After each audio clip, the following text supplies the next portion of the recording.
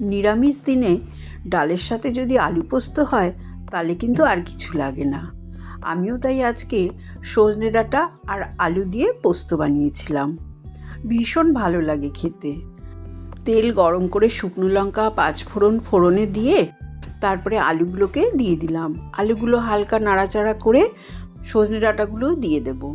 একসঙ্গে আলু আর ডাঁটাগুলোকে নুন আর অল্প একটু হলুদ দিয়ে ভেজে নেব। ততক্ষণে পোস্তটাও বেটে নিলাম কাঁচা লঙ্কা দিয়ে। অর্ধেকটা বাটা হয়ে গেলে বাটিতে তুলে আমি আলু আর ডাঁটাটা ভাজা হয়ে গেলে তার মধ্যে অর্ধেকটা পোস্ত বাটা দিয়ে দিলাম। দিয়ে একটু ভালো করে কষিয়ে নেব।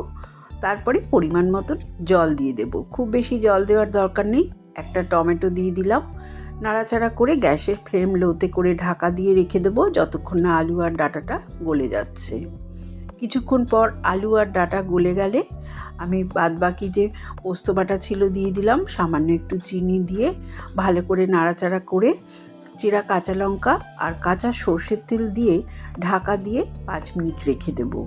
তাহলেই তৈরি হয়ে যাবে সুস্বাদু আলু আর ডাঁটা দিয়ে পোস্ত।